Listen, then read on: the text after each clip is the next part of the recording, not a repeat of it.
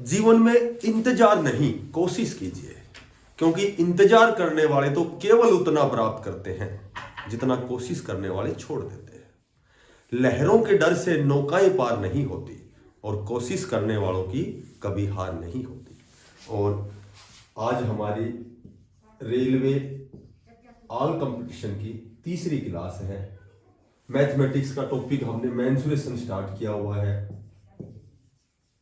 Mensuration में हमने right angle पढ़ ली, समकोण त्रिभुज पढ़ ली और समद्वि बाहु पढ़ ली। आज का विषय है समबाहु त्रिभुज। देखो, सम मानी बराबर और बाहु मानी भुजा, जिसकी तीनों भुजाएं बराबर हो उसे समबाहु त्रिभुज कहते हैं। इक्विलेटरल होता है ये। देखो, समबाहु त्रिभुज, समबाहु में एक तो तीनों भुजाएं बराबर होती हैं। तीनों भुजाएं ए एक भुजा दी गई है, इसका मतलब समबाहु यदि त्रिभुज है तो इसकी तीनों भुजाएं बराबर है।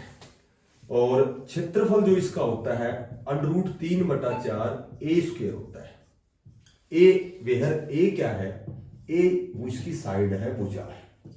परिमाप मैंने बताया था, कोई अलग से तरीका नहीं होता। परि मानी चारों ओर का, माप मानी माप, यानी कि सभी भुजाओं का योग।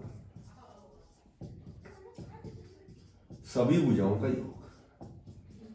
अच्छा, अब देखो एक समबाहु त्रिभुज है। वी नो दैट तीनों भुजाएं इसकी बराबर है। मान लो ए बी सी एक समबाहु त्रिभुज है, इसकी भुजाएं तीनों बराबर है। मैं कहूं कि इसकी ऊंचाई क्या होगी? एक समबाहु जो त्रिभुज है इसकी ऊंचाई क्या होगी? या मैं कहूं कि समबाहु त्रिभुज के शीर्ष लंब की लंबाई क्या होगी? देखो, शीर्ष लंब पूछे या समबाहु की ऊंचाई पूछे, ये होता है शीर्ष लंब और ऊंचाई दोनों एक ही बात है। तो यदि याद रख सकते हो तो ये होती है √3/2 ए होती है। ठीक है, इसकी जो ऊंचाई होती है ये याद भी रख सकते हो और हम इसको निकाल भी सकते हैं। √3/2 ए होती है या शीर्ष लंब। ये लंब निकालेंगे, लंब, ये लंब होता है। और लंब हम कैसे निकालते हैं? लंब की स्क्वायर निकालेंगे, ये निकालेंगे कर्ण की स्क्वायर और माइनस आधार की स्क्वायर। ठीक है, कर्ण क्या हमारे पास? कर्ण ए है, ए स्क्वायर हो गया, और आधार ये पूरी ए है, ये भुजा, तो आधी a/2 ये हो गई, a/2 ये हो गई, तो आधार की जगह लिखेंगे a/2, a/2 की स्क्वायर। अब ये हो गया ए स्क्वायर माइनस ए स्क्वायर अपॉन 2 कवर हो गया 4, एलसीएम आ गया 4। ठीक है, 4a स्क्वायर माइनस ए स्क्वायर, ये बराबर आ गया 3a स्क्वायर अपॉन 4। क्योंकि लंब निकालेंगे तो ये जो स्क्वायर है ये स्क्वायर रूट में आएगा। ए स्क्वायर है, स्क्वायर से स्क्वायर रूट कैंसिल, ए तो आ गया बाहर, 3 पर रह गया अंडर रूट।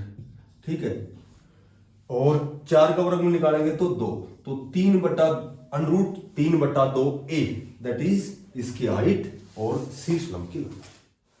तो या तो ऐसे निकालना है या इसको याद रख लेना है कि एक समबाहु के शीर्ष लंब की लंबाई, इस शीर्ष लंब की लंबाई या ऊंचाई √3/2 ए होती है। एक जब भी आपसे पूछे कि कोई समबाहु त्रिभुज है, ठीक है, इसकी भुजा की लंबाई दे दी मैंने 6 सेम होती है, और ये इसका शीर्ष लंब हो गया, तो ये पूछे कि एक समबाहु त्रिभुज है, एक समबाहु त्रिभुज की भुजा और इसकी ऊंचाई का अनुपात बताना है। ठीक है, तो भुजा चाहे तो 6 मान लो या इसकी भुजा a मान लो। मान लो मैं मान लेता हूं कि इसकी भुजा a है, तो इन दोनों का अनुपात क्या होता है? भुजा तो हो गई a और ऊंचाई का मैंने अभी सूत्र बताया से √3/2 ए हो गया, इसके अपॉन 1 करेंगे। अनुपात का रेशियो, इसका लघुत्तम 2 आ गया, 1 दूनी 2, 2a, अनुपात 2 से 2 कैंसिल, √3a, a से a कैंसिल, अनुपात का लघुत्तम भी कैंसिल हो जाता है। तो इसकी भुजा और ऊंचाई का अनुपात 2/√3 होता है। भुजा और इसका जो शीर्ष लंब है या ऊंचाई है, इसका अनुपात हमेशा 2/√3 होता है। ठीक है, ऐसे निकाल भी सकते हो। ये चाहे कोई भी भुजा कुछ भी हो, 6 5 4 कुछ भी हो, बात वही है कि भुजा से भुजा कैंसिल होनी है। 6 है तो 6 से 6 कैंसिल होगा, 5 है तो 5 से 5, ए से ए कैंसिल होगा। ठीक है,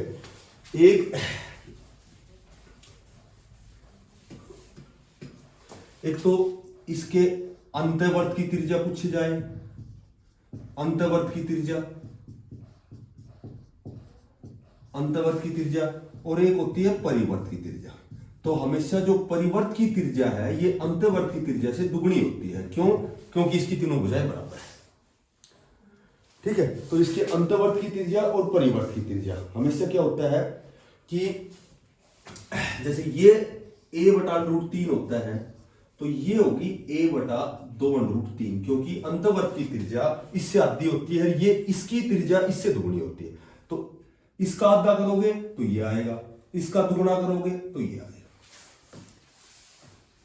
ये कैसे होता है कि जैसे एक समबाहु त्रिभुज है, देखो ये ऐसे भी याद रख सकते हो, ये त्रिभुज हो गई ABC, ये इसका सेंटर हो गया O, अंतर्वर्त तो ये हो गया, ये अंतर्वर्त हो गया, और इसका परिवर्त ये हो गया। ठीक है, तो इसका जो अंतर्वर्त है, ये जो वर्त है, ये जो वर्त है, ठीक है, ये जो वर्त है, इसका तो रेडियस ये हो गया, या ये हो गया, या ये हो गया, या ये हो गया। ठीक है, ये कह दिया मैंने। तो ये जो इसका अंतर्वर्त का, तो यहां मैं डी मान लेता हूं। ठीक है, तो जो परिवर्त है, ये बड़ा जो वर्त है, इसकी रेडियस तो कौन सी हो गई, ये सेंटर में से, ये सेंटर में से यहां तक चलेगी, ए तक चलेगी, AO हो गई। ठीक है, अब इसमें जैसे मान लो इसकी भुजा की लंबाई हमने a मान ली, तो इसकी सबसे पहले ऊंचाई देखो क्या हो गई, इसकी ऊंचाई हो गई √3/2a। तो जो अंतर्वर्त है, अंतर्वर्त की जो त्रिज्या है, अंदर की जो वर्त की जो रेडियस है, ये तो इसकी ऊंचाई का 1/3 होता है, और परिवर्त है, ये इसकी ऊंचाई का 2/3 होता है, क्योंकि एक के दो हिस्से बन गए, एक तो 1/3 बन गया, एक 2/3 बन गया। तो अंतर्वर्त की जब भी निकालनी है, तो जो इसकी ऊंचाई होती है √3/2a, इसको 1/3 से गुणा कर दो, और जो परिवर्त की त्रिज्या है ये दुगनी होती है इसकी। तो परिवर्त की जो त्रिज्या है, इसमें जो ऊंचाई है, इसको 2/3 से गुणा कर दो, क्योंकि इन दोनों को जोड़ेंगे तो 1 के बराबर आएगा। तो ये इस 3 के दो हिस्से हो गए, √3 गुणा √3, √3 से √3 कैंसिल। ठीक है, तो ऊपर तो क्या हमारे पास a, और नीचे है 2√3, ये तो अंतर्वर्त की आ गई। परिवर्त में √3/2a, और ये 2 इस 3 के वो दो हिस्से करेंगे, √3 गुणा √3, 2 से 2 कैंसिल, √3 से √3 कैंसिल, तो ये आ गया a/√3। तो परिवर्त तो a/√3 हो गया, अंतर्वर्त a/2√3।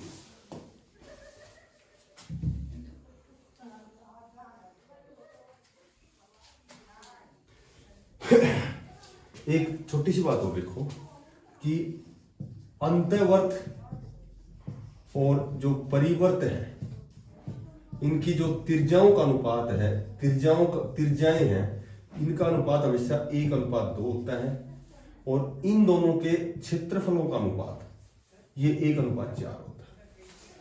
अब अंतर्वर्त की त्रिज्या और परिवर्त की त्रिज्या में 1:2 का अनुपात होता है। अंतर्वर्त का क्षेत्रफल और परिवर्त का क्षेत्रफल ये 1:4 का अनुपात होता है। ये इसको निकालोगे ना, इन त्रिज्याओं से जब भी निकालोगे तो ये निकलेगा।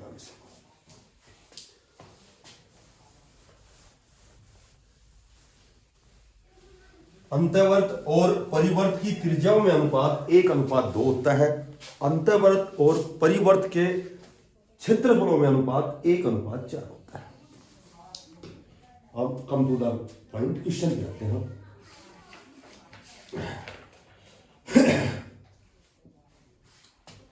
जैसे मैं कहूं कि किसी तार को, कोई तार है, किसी तार को किसी तार को एक समबाहु त्रिभुज, एक समबाहु त्रिभुज के आकार में मोड़ने पर, के आकार में मोड़ने पर, समबाहु त्रिभुज के आकार में मोड़ने पर 121 √3 क्षेत्रफल वाला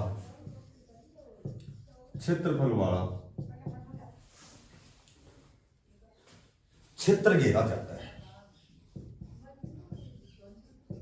क्षेत्र घेरा जाता है,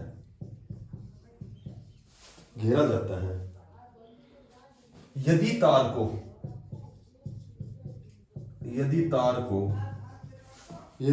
को वर्त के आकार में मोड़ा जाए, वर्त के आकार में मोड़ा जाए, देखो वर्त के आकार में मोड़ा जाए तो त्रिज्या क्या होगी, त्रिज्या क्या होगी। देखो सबसे पहले तो किसी तार को एक समबाहु त्रिभुज के आकार में मोड़ने पर यह क्षेत्रफल बनता है, यानी कि यह क्षेत्रफल हो गया समबाहु त्रिभुज का। तो समबाहु जो त्रिभुज है, समबाहु का जो क्षेत्रफल दे रखा है हमें, यह क्षेत्रफल क्वेश्चन में दे रखा है 121 √3 दे रखा है। क्षेत्रफल होता है, ये हमें याद है √3/4 a² होता है, ये बराबर 121 √3 हो गया। a² निकालेंगे तो 121 √3, ये 4 जो अपोन में है ये मल्टीप्लाई में हो जाएगा, अपोन √3 नीचे आ जाएगा, √3 से √ कैंसिल, a निकालेंगे तो ये जो स्क्वायर है इधर √ में चला जाएगा। 121 का वर्गमूल होता है 11 और 4 का होता है 2, तो इसकी जो भुजा आ गई वो 22 मीटर आ गई। अब ये पूरा जो एरिया है, पूरा जो एरिया है, ये इसको एक वर्त के रूप में मोड़ दिया। तो सबसे पहले जब इसकी भुजा, समबाहु की भुजा 22 आ गई, ये समबाहु है, इसकी भुजा 22 आ गई, क्योंकि तीनों भुजाएं बराबर हैं। तो सबसे पहले तो ये टोटल इसका परिमाप देखो कितना है, परिमाप में तीनों भुजाएं जोड़ देंगे तो y किया 66 मीटर, इसका परिमाप टोटल, ये तार की लंबाई आ गई, ये इसका समबाहु का परिमाप हो गया 66। अब इस तार को मोड़ दिया किसमें, वर्त के आकार में मोड़ दिया। तो वर्त में क्या आकार में मोड़ दिया, तो जब इसको हम वर्त के ऐसे आकार में मोड़ेंगे तो ये वर्त की परिधि हो गई, और वर्त की जो परिधि है, एक चक्कर वर्त की जो परिधि है ये होती है 2πr, और ये पूरा क्षेत्र है 66 मीटर। तो ये एक बार जब मोड़ेंगे तो ये परिधि के बराबर हो गया, 2πr बराबर 66, r निकालेंगे तो 66 अपॉन 2π, पाई का मान होता है 22/7, 22×66, और r बराबर आ गया 7×21/2, इसकी रेडियस आ गई 10.5 मीटर। तो इसकी त्रिज्या कुछ सी है, त्रिज्या r आ गई 10.5 मीटर। सेंटीमीटर है तो सेंटीमीटर, मीटर है तो मीटर।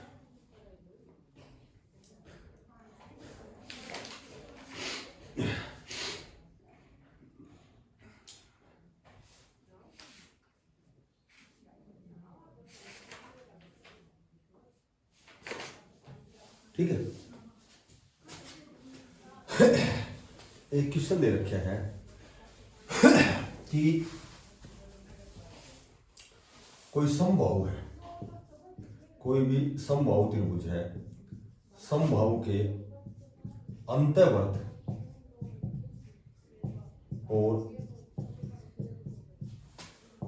परिवर्त के क्षेत्रफलों में अनुपात बताना है, अनुपात बताना है। तो सीधी सी बात है, यदि हमें अंतवर्त की त्रिज्या पता है, क्योंकि वर्त का क्षेत्रफल तो हम जानते हैं, वर्त का क्षेत्रफल होता है πr², ये होता है πr²। तो यदि रेडियस हमें पता है तो दोनों का अनुपात निकल जाएगा। अब जो अंतवर्त है इसकी त्रिज्या हमें पता है कि अंतवर्त की त्रिज्या क्या होती है, a/2√3 होती है, और परिवर्त की जो रेडियस है इससे दुगनी होती है, और इसकी जब दुगनी करेंगे, जब इसको 2 से गुणा करेंगे तो 2 से 2 कैंसिल हो जाएगा, तो इसकी रेडियस आएगी a/√3। अब इन दोनों का अनुपात बताना है। अनुपात कैसे बताएंगे, ये तो हो गया अंतवर्त का क्षेत्रफल हो गया, और ये बाह्यवर्त का क्षेत्रफल हो गया, और वर्त का क्षेत्रफल we know that pi R square होता है। तो पाई आर स्क्वायर करेंगे, अंतर्वर्त की रेडियस है, ये रेडियस है a बटा 2√3, ठीक है। तो a बटा 2√3 है, इसको 2 पर गुणा करेंगे, ये पाई आर स्क्वायर हो गया।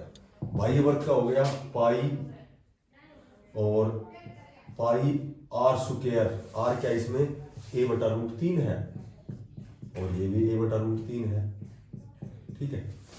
तो ये हो गया a स्क्वायर और ये पाई हो गया अपॉन ये पूरा 3 दूनी 6 हो गया, अनुपात पाई और वही a स्क्वायर, a को a से गुणा करेंगे a स्क्वायर और ये पूरा 3 हो गया। तो ये पाई a स्क्वायर से पाई a स्क्वायर कैंसिल, ये तो आ गया 1/6 और ये आ गया 1/3, 6 आ गया लघुत्तम, 1:1:2 हो गया त्रिज्याओं का, इसका क्षेत्रफल का अनुपात।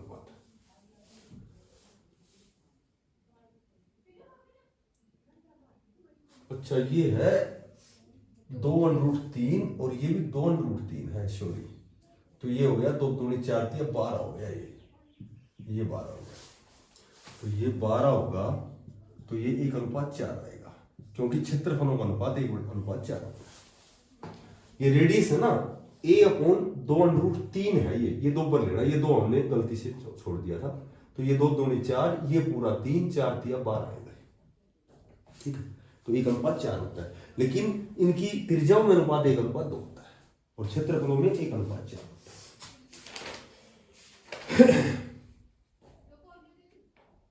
ठीक है। एक लास्ट छोटी सी बात और है कि यदि कि कोई समबाहु त्रिभुज है, ठीक है, और समबाहु त्रिभुज है,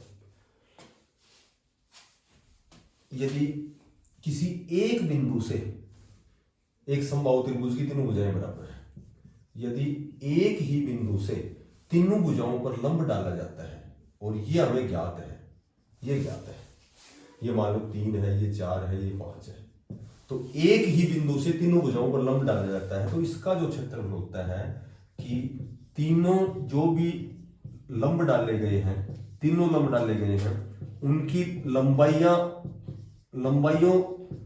का जोड़, तीनों को जोड़ना है और जोड़ के इसका वर्ग करना है और इसमें √3 का भाग देना है, ये होता है। यदि एक ही बिंदु से तीनों भुजाओं पर डाले गए लंबों की लंबाइयां यदि ज्ञात हो, तो इसका क्षेत्रफल तीनों लंबों का योग की स्क्वायर अपॉन √3, ये इसका एरिया निकल जाएगा। और एरिया निकल गया तो भुजा भी निकल गई, क्योंकि भुजा तीनों बराबर होती है। इसके सूत्र के बराबर रख देंगे, जो भी एरिया निकल गया इसके बराबर रखते ही कमाना चाहिए।